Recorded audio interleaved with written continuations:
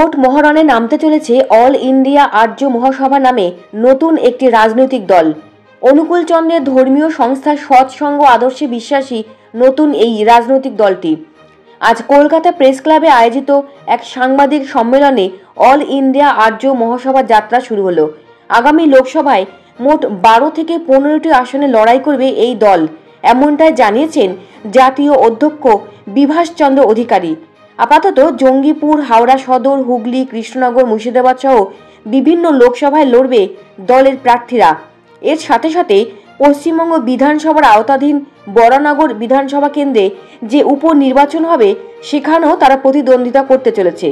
এদিনের সাংবাদিক সম্মেলনে উপস্থিত ছিলেন অল ইন্ডিয়া আর্য মহাসভার জাতীয় অধ্যক্ষ বিভাস চন্দ্র অধিকারী, সাংগঠনিক সাধারণ সম্পাদক বিভাস ব্যানার্জি সহ অন্যান্যরা।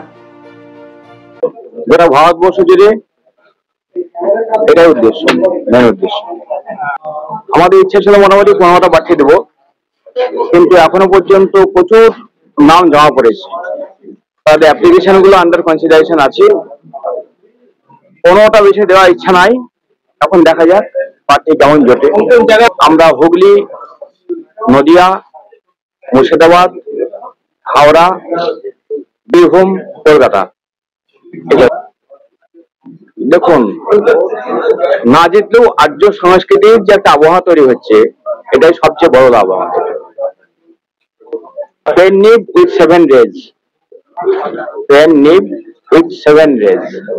গোটা ভারতবর্ষে আর্য সংস্কৃতি প্রতিষ্ঠিত হোক, শ্রদ্ধার চাষ তৈরি হোক। এরপরকে উলঙ্গ করে, ছোট করে, খাটো করে ভোটে জিতে আসবো, অধর্মীয় পন্থায় ভোটে জিতে এসে ঈশ্বরের নামে শপথ বাক্য পাঠ করে মন্ত্রী হব, এমএলএ হব, রাষ্ট্রপতি হব, প্রধানমন্ত্রী হব, মুখ্যমন্ত্রী হব, এমনটা না হোক। গোটা ভারতবর্ষের মাটি এটা কোনোদিন বরদাস্ত করেনি। আর্য সংস্কৃতির বার্তা নিয়ে যাবো।